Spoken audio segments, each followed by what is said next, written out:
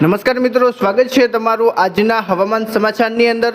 તો મિત્રો, આજે અંબાલાલ પટેલે શું આગાહી કરી છે તે વિશે વાત કરવાના છીએ। તો મિત્રો, આજે આપણા હવામાનના નિષ્ણાત એવા અંબાલાલ પટેલ દ્વારા ગુજરાતમાં ભારે વરસાદની આગાહી કરવામાં આવી છે અને મિત્રો, આવનારું ચોમાસું કેવું રહેવાનું છે તેને લઈને પણ અંબાલાલ પટેલે માહિતી આપી છે અને મિત્રો 3 દિવસ સુધી મિત્રો ગુજરાતમાં ભારે વરસાદની આગાહી કરવામાં આવી છે। મિત્રો, 3 દિવસમાં કયા કયા વિસ્તારોમાં વરસાદ પડવાનો છે તેની પણ માહિતી અંબાલાલ પટેલે આપી છે અને મિત્રો ચોમાસું કેવું રહેવાનું છે તેની પણ માહિતી અંબાલાલ પટેલે આપી છે અને મિત્રો ખેડૂતો માટે કેવો વરસાદ રહેવાનો છે તેની પણ માહિતી અંબાલાલ પટેલે આપી છે।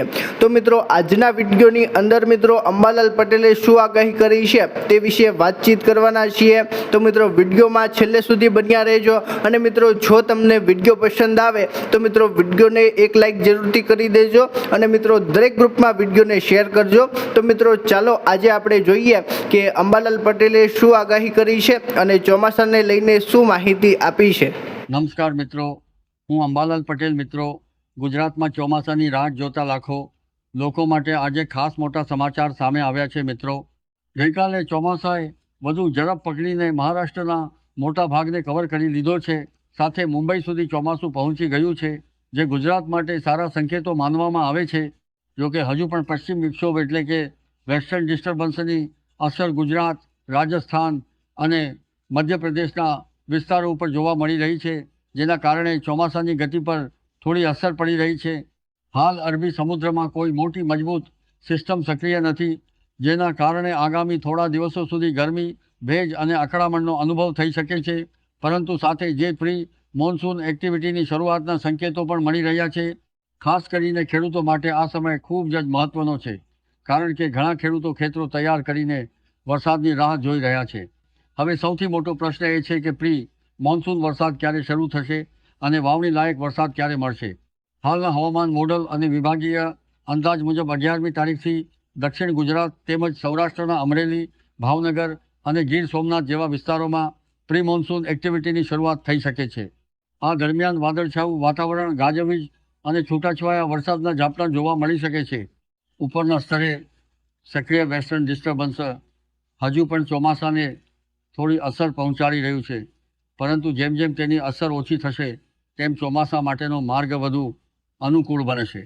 લાંબા ગાળાના અંદાજ મુજબ મધ્ય જૂન પછી અરબી સમુદ્રમાં નવી સિસ્ટમ સક્રિય થવાની શક્યતા છે, જે ગુજરાતમાં વરસાદી પ્રવૃત્તિ વધારવામાં મહત્ત્વની ભૂમિકા ભજવી શકે છે।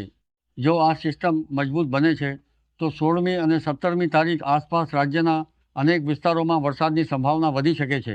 17મીથી 18મી તારીખ દરમિયાન દક્ષિણ ગુજરાત અને સૌરાષ્ટ્રના ઘણા વિસ્તારોમાં સારા વરસાદના રાઉન્ડ શરૂ થઈ શકે છે અને કેટલીક જગ્યાએ વાવણી લાયક વરસાદ પણ જોવા મળી શકે છે। ત્યારબાદ 21મી અને 22મી તારીખ આસપાસ વરસાદી પ્રવૃત્તિમાં વધુ વધારો થવાની સંભાવના છે, જેના કારણે ખેતી માટે અનુકૂળ વાતાવરણ સર્જાઈ શકે છે। હાલ રાજ્યમાં 40થી 50 કિલોમીટર પ્રતિ કલાકની ઝડપે પવન ફૂંકાવાની શક્યતા છે, જેના કારણે અકળામણમાં વધારો થઈ શકે છે। પરંતુ ચોમાસાની આગળ વધતી પ્રક્રિયામાં આ પવનો પણ મહત્ત્વનો ભાગ ભજવશે। ઘણા વર્ષોમાં એવું જોવા મળ્યું છે કે શરૂઆતમાં ચોમાસું ધીમું રહે છે, પરંતુ એક મજબૂત સિસ્ટમ સક્રિય થતાં ઝડપથી આગળ વધે છે અને ટૂંકા સમયમાં દેશના મોટા ભાગને કવર કરી લે છે। આ વર્ષે પણ કંઈક આવી જ સ્થિતિ બનવાની શક્યતા છે। હાલના અંદાજ પ્રમાણે ગુજરાતમાં જૂન મહિનાના ત્રીજા અઠવાડિયા દરમિયાન પ્રી મોન્સૂન પ્રવૃત્તિમાં નોંધપાત્ર વધારો થઈ શકે છે, જ્યારે ચોથા અઠવાડિયા દરમિયાન ઘણા વિસ્તારોમાં વાવણી લાયક સારો વરસાદ જોવા મળી શકે છે। તેથી આગામી દિવસો ગુજરાતના હવામાન માટે અત્યંત મહત્ત્વપૂર્ણ સાબિત થવાના છે અને ખેડૂતો સહિત તમામ લોકોની નજર હવે વરસાદની આગામી ગતિવિધિઓ પર રહે છે।